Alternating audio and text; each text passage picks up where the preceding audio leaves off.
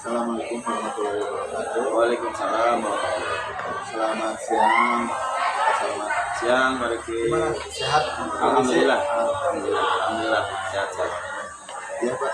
Hari ini kita akan coba melakukan coaching dengan tema kegiatan observasi. Kita akan melaksanakan observasi hari ini.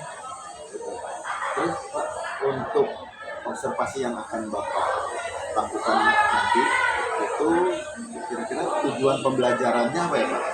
Untuk observasi atau nanti saya pembelajaran di kelas, saya membuat atau memunculkan tujuan pembelajaran, yaitu siswa mampu menyajikan data dan gagasan dalam bentuk teks deskripsi. Siswa mampu menyajikan data dan gagasan berupa teks deskripsi. Begitu. Oke, berarti apapun yang dilihat atau yang diamati diubah ke dalam bentuk tulisan-tulisan. Seperti itu. Nah, terus kira-kira Pak, untuk area pengembangan yang akan Bapak hendak capai kira-kira apa nih Pak? Area pengembangannya yang pertama berdiferensiasi gitu Pak ya. Saya untuk yang berdiferensiasi ini mengambil diferensiasi proses. Jadi saya mengkelompokkan beberapa siswa dalam satu kelas menjadi beberapa kelompok level tinggi, sedang, menengah. Untuk proses yang di kelompok level tinggi, saya arahkan mereka untuk membuat atau mengamati objek di luar kelas, misalnya taman sekolah, perpustakaan, ya sifatnya lebih kompleks. Untuk yang menengah atau sampai ke bawah itu saya hanya mengarahkan siswa untuk mengamati objek-objek di dalam kelas, misalnya meja guru, papan tulis, dan jam dinding ya. Kemudian untuk disiplinnya Pak, pengembangannya untuk disiplin positif, saya mengarahkan ke siswa untuk membuat kesepakatan kelas untuk ketika di dalam presentasi itu siswa harus mampu atau harus bisa memperhatikan siswa yang berbicara di depan. Jadi jangan sampai siswa berbicara di depan sedangkan yang duduk malah ngobrol. Itu untuk menciptakan disiplin dan menghargai teman di depan. Terus untuk yang lainnya Pak? Untuk PSE dan KSE tambahannya area pengembangan untuk pembelajaran sosial emosional, saya menekankan untuk memunculkan rasa sosial dengan cara berkelompok. Bukan kita dengan adanya kerja kelompok itu memunculkan kesadaran untuk bersosial. Kemudian untuk memunculkan juga rasa tanggung jawab. Ketika di dalam kerja kelompok itu harus ada namanya tanggung jawab. Ini adalah kerja kelompok, jangan sampai hanya beberapa orang yang bekerja. Setiap orang harus mampu andil memberikan masukan, ide, gagasan ketika mengerjakan sebuah tugas dari saya, dari guru. Berarti untuk pembelajaran atau observasi nanti udah siap mungkin ya Pak ya? Sudah siap, insya Allah. Nah kira-kira strategi apa nih Pak yang akan Bapak siapkan untuk melaksanakan observasi nanti? Ya, untuk strateginya saya yang pertama mengelompokkan siswa sesuai levelnya. Jadi yang level termasuk level yang tinggi, orang-orang siswa-siswa yang bersemangat itu termasuk satu kelompok satu katakan. Kemudian siswa yang sedang dan yang terakhir siswa yang kurang bagus dalam pembelajarannya. Itu kemudian saya juga mengarahkan bagi yang level tinggi untuk mencari atau mengamati objek di luar kelas, yang menengah dan ke bawah itu di dalam kelas saja karena lebih sering. Ada lagi nggak Pak? Kira-kira setelah mengelompokkan mungkin prosesnya apa lagi? Untuk berikutnya ketika selesai pembuatan pengerjaan observasi itu siswa harus bisa menuliskan dalam bentuk paragraf. Ditulis di kertas. Kemudian kalau untuk yang level tinggi itu boleh dikatakan minimal 3 paragraf, 3 paragraf lebih. Tapi kalau yang menengah ke bawah levelnya, kelompok-kelompok yang kurang dalam levelnya, berarti cukup 1 paragraf juga udah alhamdulillah, maksimal 2 paragraf. Terus untuk persentasenya Pak, hasil dari diskusi kelompok itu bentuknya berarti kan nanti kira-kira di apa, presentasi Pak atau apa gimana? Ketika hasil kelompok nanti penilaiannya itu pertama dari presentasi, yang kedua dari proses, itu mungkin 50-50%. Misalnya dari penilaian proses 50%, penilaian presentasi itu juga 50%.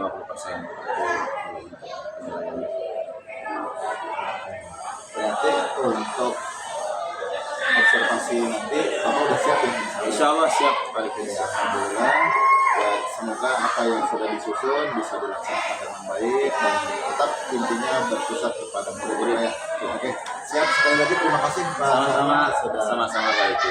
melaksanakan observasi nanti. Terima kasih. Assalamualaikum warahmatullahi wabarakatuh. Waalaikumsalam warahmatullahi wabarakatuh.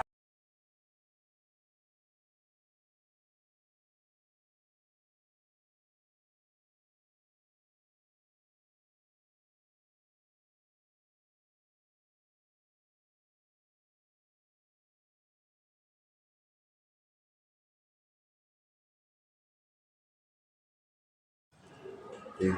Assalamualaikum warahmatullahi wabarakatuh. Waalaikumsalam. Alhamdulillah. Pak Sirma, gimana kabarnya? Baik, alhamdulillah. Baik.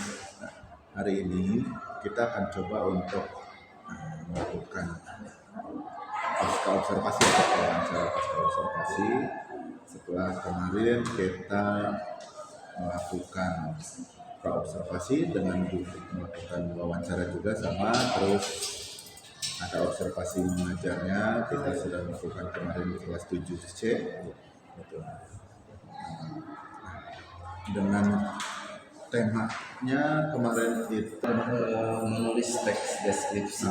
menulis teks deskripsi.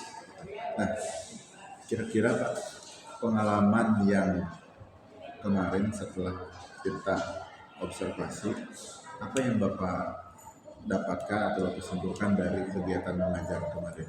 Ya, kalau yang saya alami ketika belajar atau mengajarkan materi teks deskripsi adalah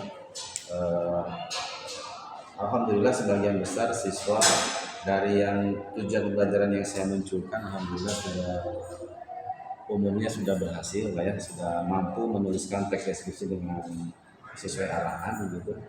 Kemudian hanya beberapa siswa yang sedikit yang kurang bisa mengikuti arahan itu. Artinya siswa itu nulis teks deskripsinya tidak berputar, tidak sesuai yang saya ingin. Itu Ada lagi Pak, kira-kira yang dari refleksi kegiatan? Ya, refleksi kegiatan kemarin. paling ada beberapa siswa juga yang mungkin umumnya siswa ada beberapa siswa yang kurang mengikuti pembelajaran dengan baik gitu. Ada aja siswa yang ngobrol walaupun itu sudah berkelompok, tapi tiap kelompok pasti ada 1 atau 2 orang, terutama anak laki-laki, yang kalau diajak presentasi atau diajak kerjasama itu masih malas-malasan. Itu yang menjadi refleksi saya. Kalau itu terjadi dari siswa yang kurang aktif, solusinya dari Bapak apa Pak? Yang ketika yang tidak aktif saya langsung tegur Pak, langsung tegur, terus sampai tidak mau membantu teman-temannya. Kemudian kalaupun memang tetap tidak mau membantu, saya katakan nanti penilaiannya akan dikurangi gitu, bagi siswa yang malas-malasan. Jadi bagaimana siswa itu harus aktif ya Pak ya? Betul, siswa harus aktif. Nah, berikutnya Pak, untuk catatan dari tadi kan Bapak sudah memberikan bahwa pembelajaran teks deskripsi itu ya tujuan pembelajarannya sudah berhasil dan memang ada kekurangan itu di ya siswa yang kurang aktif, dan alhamdulillah Bapak juga sudah menerapkan solusinya ya Pak ya, Betul. dengan cara tadi ya sedikit penekanan lah gitu kepada siswa yang kurang aktif, dan melibatkan juga bagaimana caranya beliau siswa itu untuk aktif gitu. Nah, untuk kedepannya Pak, kegiatan dari setelah Bapak sampaikan perihal evaluasi atau refleksi dari pembelajaran tadi, untuk tindak lanjutnya apa Pak kira-kira? Untuk kedepannya paling ketika pembelajaran yang selanjutnya mungkin ada beberapa hal yang saya perbaiki. Jadi yang pertama, saya harus bisa mengubah model pembelajaran. Mungkin saat ini pembelajaran contextual learning mungkin ya boleh dikatakan berhasil, tapi supaya ada variasi ke depannya, saya harus bisa mengubah atau mencari model pembelajaran yang sesuai dengan karakter materi dan sesuai dengan penerimaan murid juga gitu ke depannya. Oke. Nah, jadi bagaimana intinya kita mencari yang terbaik untuk pembelajaran kepada siswa ya Pak ya. Betul. Gitu. Nah,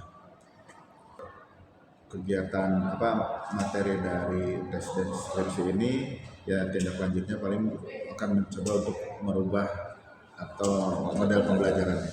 Kira-kira ada lagi nggak Pak selain merubah model pembelajaran? Eh, yang harus saya perbaiki ke depannya Pak, harus lebih banyak media-media pembelajaran. Menambah media-media pembelajaran yang awalnya tadi kan cuma teks deskripsi saja yang saya cetak dari komputer gitu, dari Word. Mungkin kedepannya saya akan mengambil bisa fotokopi dari majalah atau dari koran seperti itu. Jadi lebih variatif aja. Kalau untuk model pembelajaran tadi mengubah, menambah mungkin juga ya gitu. Jadi disesuaikan dengan karakter materinya, kemudian penerimaan siswa juga diperhatikan. Terus Pak, untuk area pengembangan yang kemarin kita bahas itu kan Bapak mencoba mengembangkan seperti diferensiasi apa pembelajaran yang berpusat kepada anak, terus disiplin positif dan KSE yang sudah waktu itu kita susun. Ya. Kira-kira bagaimana Pak hasil penerapan kemarin kan Bapak sudah juga materi itu sudah disampaikan. Kira-kira bagaimana pendapat Bapak perihal materi yang sudah Bapak sampaikan? Iya. Kalau area pengembangan terkait dengan diferensiasi pembelajaran, saya mengambil diferensiasi proses gitu ya. Iya. Diferensiasi proses, jadi siswa di dalam hal ini sudah mampu sih, sebagian besar sudah mampu membuat teks deskripsi sesuai dengan kemampuan siswa masing-masing, kelompoknya masing-masing. Jadi kalau yang misalnya siswa yang levelnya mungkin lebih mahir dalam menulis teks deskripsi, saya arahkan untuk membuat teks deskripsi yang lebih umum, misalnya tentang taman, perpustakaan gitu.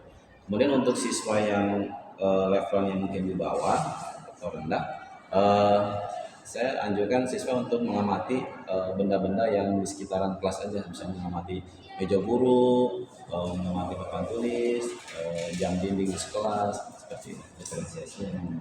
Dan Untuk disiplin positif, saya melakukan ini Pak Riki. Salah satu yang dimunculkan adalah ketika ada yang berbicara, kemudian atau presentasi, semua siswa harus memperhatikan. Itu yang saya munculkan. Kemudian untuk bisa menghargai orang yang berbicara di depan. ya kemarin ketika pembelajaran juga itu sudah tampak ya Pak ya. Kita alhamdulillah siswa bisa mengikuti dan taatlah kepada kesepakatan kelas yang sudah Bapak susun. Nah, terus kira-kira eh, apa kesadaran sosial dan emosional untuk yang sudah Bapak susun kemarin itu kan sudah Bapak sampaikan juga. Nah, harapannya gimana Pak? Maksudnya apakah sudah sesuai dengan yang Bapak inginkan atau Oke. tidak? Untuk yang pembelajaran sosial emosional atau kompetensi sosial emosional eh, masih terus saya tekankan Pak. Masih terus saya arahkan supaya lebih baik lagi. Dalam hal ini berkaitan dengan sosial juga, karena kan berkelompok, jadi harus saling memahami karakter anggota kelompok satu dan kelompok yang lain. Kemudian saling menghargai, itu juga. Kemudian harus hal yang lain adalah saya berusaha untuk memunculkan selalu bertanggung jawab. Karena setiap tim atau setiap kelompok itu adalah tanggung jawab bersama, tidak ada hanya ketuanya saja, hanya beberapa orang saja. Saya lebih menekankan ke siswa harus semua bisa ada rasa tanggung jawab gitu dari setiap anggota kelompok. Dan memang kalau memang dari keseluruhan memang sudah muncul Pak. Tapi ada beberapa saja kelompok, khususnya kelompok yang satu kelompok laki-laki semua tuh. Itu memang tanggung jawabnya agak kurang, hasilnya juga kurang memuaskan hasil tugas-tugas gitu. Solusinya gimana Pak dari ada kelompok yang seperti itu?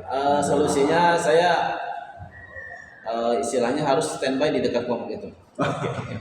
Jadi supaya meminimalisir siswa untuk berbuat apa namanya bercanda lah, bercanda. Saya lebih banyak standby di dekat kelompok khusus yang kurang semangat itu. Ya, memang kemarin juga sempat terlihat ya Pak ya, ketika ada beberapa siswa yang banyak ngobrol, terus Bapak samperin walaupun tidak ditegur tapi akhirnya langsung ya, Iya. mereka paham sendiri tuh. Betul. Gitu. Nah, terus nih, dari kegiatan yang sudah dilaksanakan itu untuk Bapak pribadi nanti ke depan aktivitas pengembangan apa sih yang untuk mendukung siswa dalam pembelajaran lah gitu. Betul, betul. Dalam hal pembelajaran untuk meningkatkan lagi pembelajaran berpihak pada murid, saya harus banyak lagi belajar mencari literatur di buku maupun di internet. Kalau misalnya webinar juga, ketika ada webinar tentang pembelajaran diferensiasi atau yang berpihak pada murid, insya Allah akan saya ikuti. Di PMM juga saya suka browsing di PMM, saya mencari jika ada webinar di PMM yang berkaitan dengan pembelajaran berapresiasi atau berpihak pada murid, saya akan coba untuk ikuti ke depannya. Kalau yang PMM sudah Bapak Sudah beberapa sih Pak, beberapa sudah saya ikuti, sudah yang topik-topik berdiferensiasi sudah alhamdulillah. Nah, terus tadi Bapak sampaikan kan juga perihal untuk pengembangan diri Bapak itu banyak mengikuti webinar.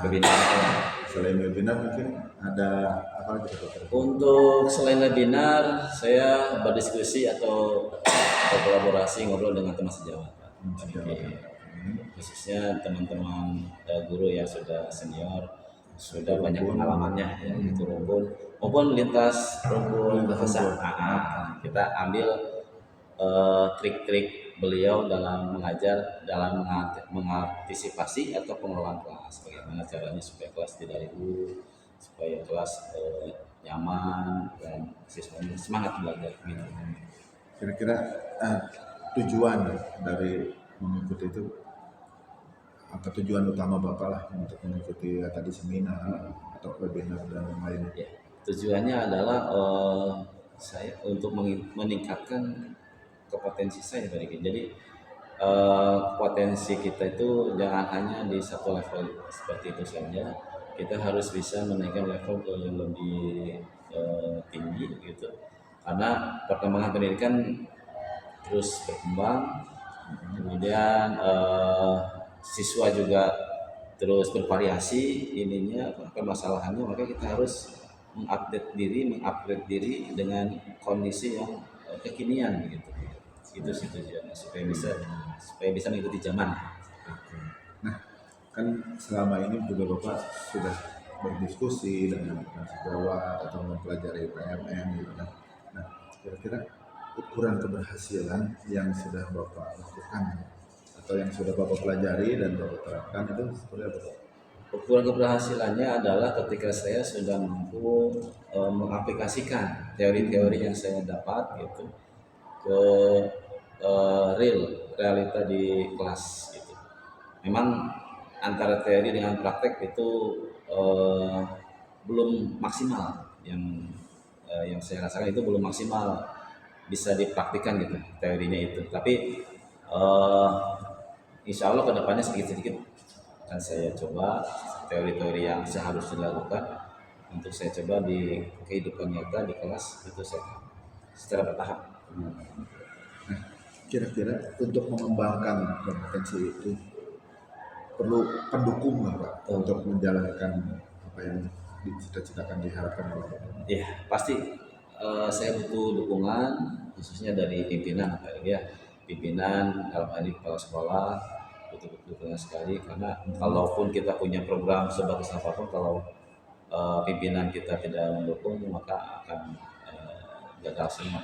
Kemudian selain kepala sekolah saya juga butuh dukungan dari rekan sejawat gitu. Kemudian dari siswa juga kita butuh dukungan. Kemudian untuk dari rekan sejawat minimal kita ada info berkaitan dengan pembelajaran khususnya kalau saya nanti kalau misalnya pembelajaran berbicara di depan orang banyak gitu itu biasanya menggunakan speaker kalau misalnya menggunakan speaker kan lumayan terdengar keluar gitu jadi dukungan dari rekan sejawat sangat dibutuhkan kalau misalnya mengganggu mereka itu ya mungkin sedikit mengganggu maka mohon dimaklumi gitu. Dukungannya secara moral saja lah secara moral bahwa oh ini lagi ada pembelajaran berbicara di depan. Gitu. Kalau dari tadi Bapak menyampaikan dukungan dari kepala sekolah Iya. gitu atau pimpinan, kira-kira dukungan apa sih Pak yang dibutuhkan dari kepala sekolah untuk kegiatan yang Bapak butuhkan ini? Ya, yang pertama izin gitu ya, izin dari kepala sekolah untuk saya bisa melaksanakan kegiatan pembelajaran khususnya dalam menggunakan ini suara-suara yang speaker lah berbicara di depan orang banyak pidato misalnya itu kan pakai speaker maka suaranya akan lebih keras.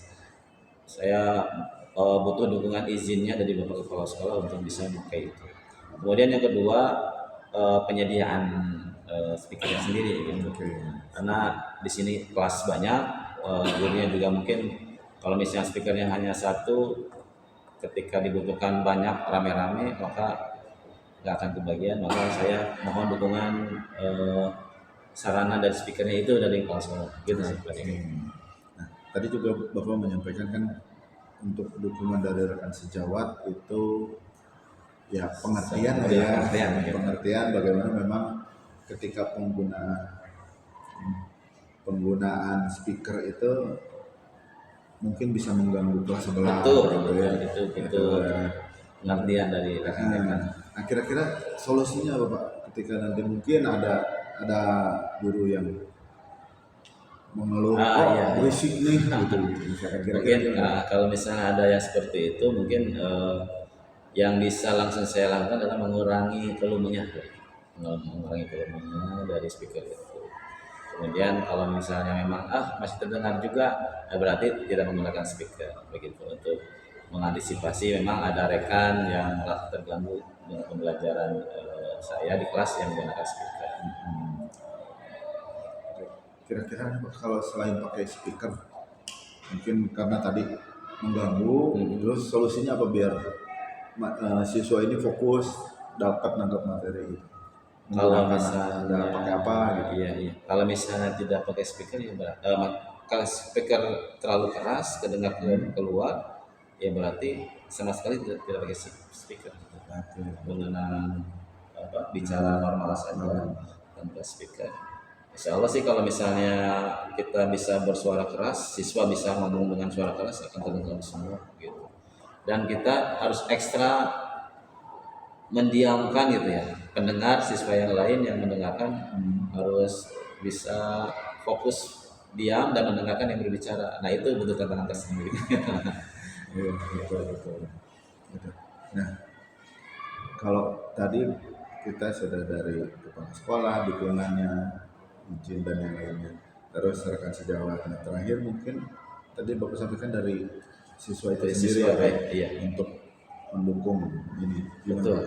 Kalau dari siswa sih keaktifan dari siswanya Pak, ketika pembelajaran di kelas atau dalam hal ini materi khususnya tentang teks deskripsi, ketika siswanya malas-malasan, tidak ada motivasi atau dukungan lah dalam bahasa ini, maka yaitu tidak akan berhasil pembelajaran saya gitu Pak Riki. Maka eh, saya butuh sekali dukungan dari siswa supaya bersemangat dalam belajar. Tadi perihal webinar ya, Pak. Itu kan Bapak sampaikan untuk pengembangan diri kan Bapak ingin coba untuk webinar. Kira-kira kapan Pak bisa dilaksanakan, Pak? Webinar kalau secepatnya mungkin minggu depan Pak Riko. Minggu depan. Minggu depan karena webinar itu kan istilahnya boleh dikatakan jadwal mingguan juga ada sih, ada setiap minggu. Tergantung kitanya yang mencari. Betul. Gitu, kita mencari, kemudian tinggal memilah-milah kira-kira topik apa, materi apa yang cocok dengan kita gitu. Khususnya saya cari tentang pembelajaran diferensiasi PSE KSE itu saya cari, kemudian saya ikuti. Kemungkinan minggu depan sih. Siap. Tadi webinar ke PMM juga ada. Gimana Pak kesimpulan dari pembelajaran Iya. yang tadi teks deskripsi yang sudah Iya, disampaikan? tentang Oh, kesimpulan tentang coaching kita hari ini. tentang coaching kita hari ini ya, tentang obrolan kita saat ini ya. Alhamdulillah dengan dengan adanya coaching ini, dengan sesi obrolan kita ini, alhamdulillah ternyata pembelajaran saya itu masih harus ada beberapa yang diperbaiki. Walaupun memang secara garis besar tujuan pembelajaran yang saya munculkan sudah tercapai, tapi ada beberapa hal yang sebagian kecil masih harus ditingkatkan lagi. Beberapa siswa harus butuh bimbingan ekstra untuk bisa mencapai tujuan pembelajaran yang saya munculkan pada saat ini. Kemudian saya juga harus bisa mengembangkan diri ke depannya berkaitan dengan khususnya tentang pembelajaran berpihak pada murid yang berdiferensiasi juga seperti itu. Saya harus banyak lebih dan banyak ngobrol dengan rekan-rekan yang lebih senior gitu. Oke. Alhamdulillah kegiatan coaching kita hari ini sudah terlaksana. Semoga apa yang kita laksanakan hari ini bisa menjadi bahan pembelajaran buat kita semua untuk memperbaiki pembelajaran yang berpusat kepada murid, sehingga apa yang diharapkan melalui materi bahasa Indonesia tentang teks deskripsi bisa diterima lebih baik oleh murid semuanya. Amin. Oke Bapak, atur nuhun. Sama-sama. Waalaikumsalam.